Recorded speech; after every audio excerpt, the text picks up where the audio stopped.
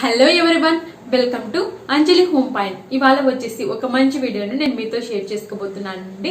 ఇవాళ వీడియోలో నేను గ్రాసరీని ఎలా సర్దుకున్నాను, అవి సర్దుకునేటప్పుడు ఏమేమి టిప్స్ ఫాలో అయ్యాను, అంటే గ్రాసరీస్ ఎక్కువ రోజు స్టోర్ చేసుకోవడానికి నేను ఫాలో అయ్యే టిప్స్ని ఈరోజు నేను మీతో షేర్ చేసుకోబోతున్నాను అండి. సో ఈ టిప్స్ అన్ని నేను పర్సనల్గా ఫాలో అయ్యి నాకు మంచి రిజల్ట్ వచ్చినవి అనమాట. అందుకనేసి నేను మీతో షేర్ చేసుకోబోతున్నాను.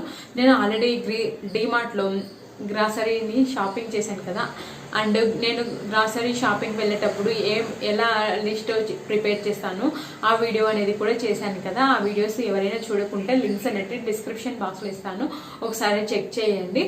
సో నేను చెప్పాను కదండి లాస్ట్ వీడియోస్లలో, అంటే కొంచెం ఈసారి వచ్చేసి ఆర్గనైజ్ చేసుకుంటాను అనేది. సో కొన్ని కంటైనర్స్లలో నేను స్టోర్ చేసుకున్నాను. సో అది ఎలా స్టోర్ చేసుకున్నాను, ఎలా ఆర్గనైజ్ చేసుకున్నాను, ఏమేమి టిప్స్ ఫాలో అయ్యాను చూసేయండి.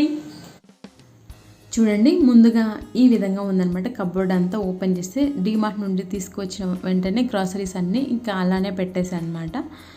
సో ఇప్పుడు వచ్చేసి క్లీనింగ్ స్టార్ట్ చేస్తున్నాను. మొత్తం అన్నీ తీసేసి కబోర్డ్లో ఉండేటివన్నీ తీసేసి కింద ఈ విధంగా పెట్టాను అన్నీ కూడా నీట్గా.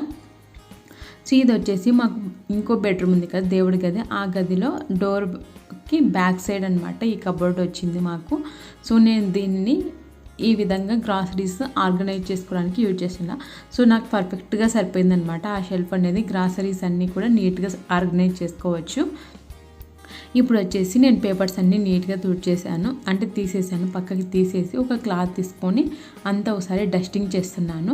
సో నేను ఎవరి మంత్ గ్రాసరీ తీసుకొచ్చిన వెంటనే పేపర్స్ అన్నీ చేంజ్ చేసేసి నీట్గా సర్దుతుంటాను అనమాట. సో ఈ మంత్ కూడా అదే విధంగా క్లీన్ చేసేసి పేపర్స్ అన్నీ వేస్తున్నాను. సో నేను ఎక్కువగా న్యూస్ పేపర్స్ యూజ్ చేస్తానండి. న్యూస్ పేపర్స్ అయితే మనకి చీప్ అండ్ బెస్ట్ కదా, అందుకనేసి అవి యూజ్ చేస్తుంటాను. సో నెక్స్ట్ మంత్ వచ్చేసి ఈజీగా పక్కకు వేసేసి ఇంకా కొత్తవి యూజ్ చేయొచ్చు అనమాట. అందుకనేసి నేను న్యూస్ పేపర్స్ యూజ్ చేస్తుంటాను. సో ఇప్పుడు వచ్చేసి అన్నీ నీట్గా స్ప్రెడ్ పర్చేస్ అనమాట పేపర్స్ అనేటివి.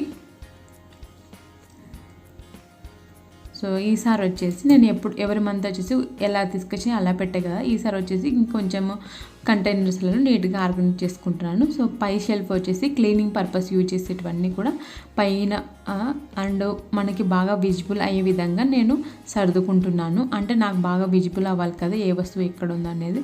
సో మొత్తంగా ఈ విధంగా ఆర్గనైజ్ చేశాను.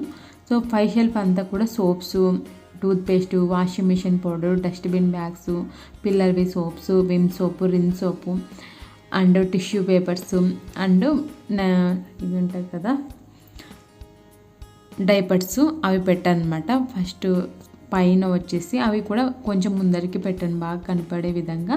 అండ్ సెకండ్ షెల్ఫ్లో వచ్చేసి నువ్వుల నూనె, పూజ ఆయిల్, వెనిగరు, క్యాండిల్స్, టూత్ బ్రష్లు అవన్నీ పెట్టామన్నమాట. సో క్లీనింగ్ పర్పస్ అందుకు యూజ్ చేసేటివన్నీ కూడా పై సైడ్ పెట్టాను. ఇక్కడ వచ్చేసి ఫుడ్కి సంబంధించినవన్నీ కూడా ఈ షెల్ఫ్లలో ఆర్గనైజ్ చేశాను. సో నేను అమెజాన్లో కొన్ని కిచెన్లోకి కంటైనర్స్ కొన్నాను కదా, ఆ కంటైనర్స్లలో ఇవన్నీ పల్సెస్ మనం రెగ్యులర్గా యూజ్ చేసేటివి అన్నీ అక్కడ పెట్టేసి అక్కడ యూజ్ చేసే కంటైనర్స్ అన్నీ కూడా ఇక్కడ తీసుకొచ్చి గ్రాసరీస్ అన్నీ కూడా ఆర్గనైజ్ చేశాను అనమాట. సో కొత్తగా ఏమో కిచెన్లోకి వెళ్ళాయి, అక్కడ కిచెన్లో ఉండే పాతవన్నీ కూడా ఇక్కడికి వచ్చేది అనమాట గ్రాసరీ స్టోర్ చేసుకోవడానికి.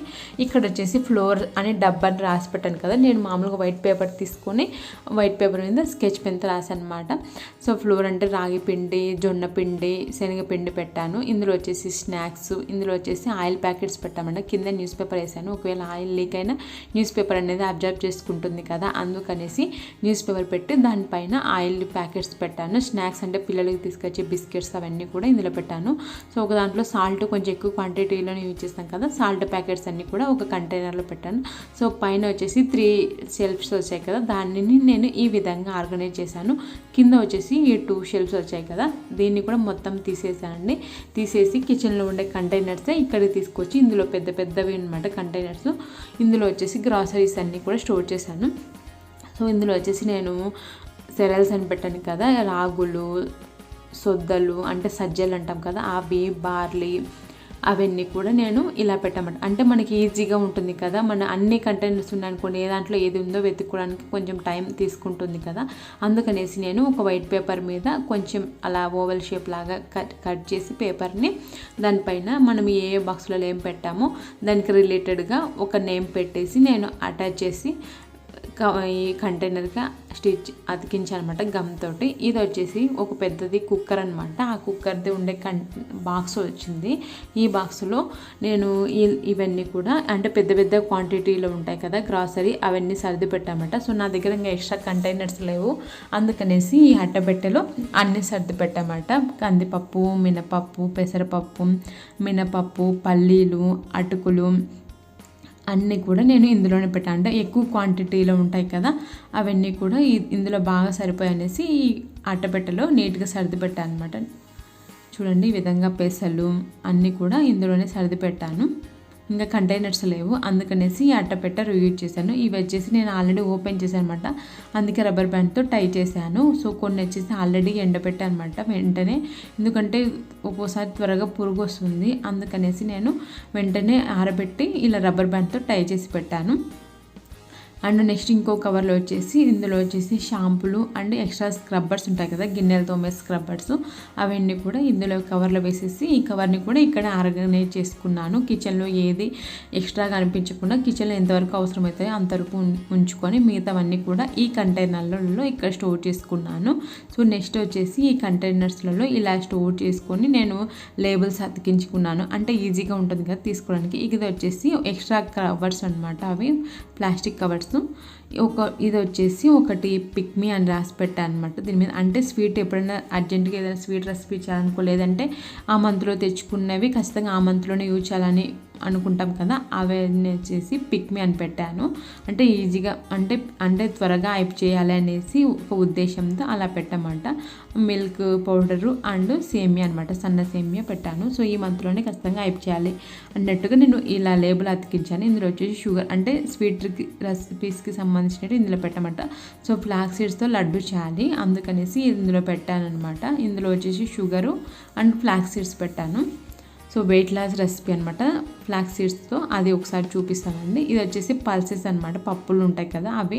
సో గోధుమ అంటే ఏమంటారు గుమ్మడి గింజలు అండ్ ఇవి వచ్చేసి పచ్చి బఠానీ డ్రైగా ఉంటాయి కదా అవి, అండ్ ఎర్ర కందిపప్పు, తెల్ల శనగలు, మామూలు నల్ల శనగలు, సో వాటికి సంబంధించినవన్నీ ఇందులో పెట్టాను. అంటే అలసందలు అన్నీ కూడా ఇవన్నీ నేను ఆల్రెడీ కొన్ని యూజ్ చేశాను, అందుకే రబ్బర్ బ్యాండ్తో టై చేసి పెట్టామన్నమాట.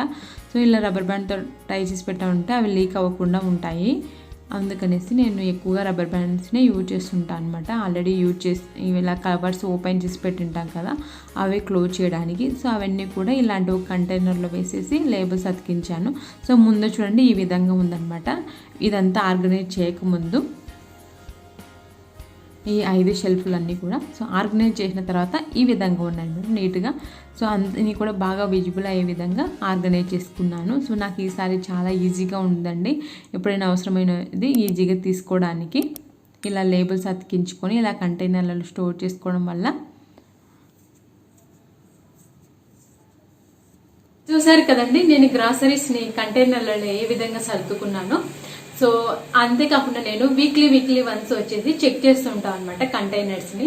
అండ్ ఏదైనా కొద్దిగా పొట్టులాగా పురుగు వచ్చినట్టు అలా డౌట్ అనిపించిన వెంటనే తీసుకొని వచ్చి బాగా చాటతో అంతా డస్ట్ అంతా తీసేసి ఎండలో ఆరబెట్టేసి మళ్ళీ కవర్లలో స్టోర్ చేసుకొని రబ్బర్ బ్యాండ్తో టైట్ చేసుకొని పెట్టుకుంటాను అనమాట. సో నేను యాక్చువల్గా డిమాండ్ నుండి తీసుకొచ్చిన వెంటనే ఆల్మోస్ట్ అంటే మినపప్పు, కందిపప్పు వీటన్నిటిని కూడా బాగా ఎండలో ఆరబెట్టాను. పెసరపప్పును కూడా ఎండలో ఆరబెట్టేసేసి మళ్ళీ కవర్లోనే వేసేసి రబ్బర్ బ్యాండ్తో టై చేశాను అనమాట. సో మళ్ళీ మధ్యలో ఒకసారి డౌట్ వచ్చినప్పుడు చెక్ చేసుకుంటూ ఉంటాను అనమాట, కొద్దిగా ఫ్రీగా టైం దొరికినప్పుడు ఏమన్నా పురుగులు అన్నిటి పట్టాయేమో అనేసి. సో మనం అప్పుడప్పుడు చెక్ చేసుకుంటూ ఉండాలి, లేదంటే కనుక పురుగు అనేది పడుతుందన్నమాట. సో పురుగు పట్టకుండా ఉండడానికి ఇంకేమేమి చేయొచ్చు అది వచ్చి ఇంకో వీడియోలో కూడా నేను షేర్ చేసుకుంటానండి. సో ఇవేనండి నేను ఫాలో అయ్యే టిప్స్ అనమాట గ్రాసరీస్ని స్టోర్ చేసుకోవడానికి. సో ఈసారి మాత్రం కొద్దిగా హ్యాపీగా ఉందన్నమాట, నీట్గా ఆర్గనైజ్ చేసుకున్నాను.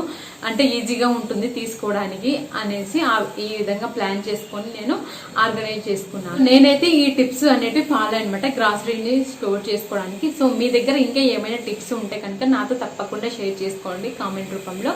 అండ్ ఐ హోప్ ఈ వీడియో మీకు అందరికీ నచ్చింది, యూజ్ అవుతుంది, హెల్ప్ అవుతుందని అనుకుంటున్నాను. మీకు కనుక వీడియో నచ్చినట్లయితే లైక్ చేయండి, షేర్ చేయండి.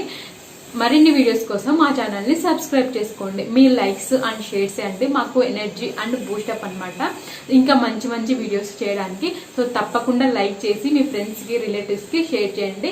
సో కొత్త వాళ్ళు ఎవరైనా కనుక మన ఛానల్ని ఫస్ట్ టైం చూస్తున్నట్లయితే కింద సబ్స్క్రైబ్ చేసుకోండి. దాని పక్కనే బెల్ ఐకాన్ కూడా ప్రెస్ చేస్తే నేను పోస్ట్ చేసే వీడియోస్ అనేవి మీకు నోటిఫికేషన్ రూపంలో వస్తాయి. Bye friends, take care.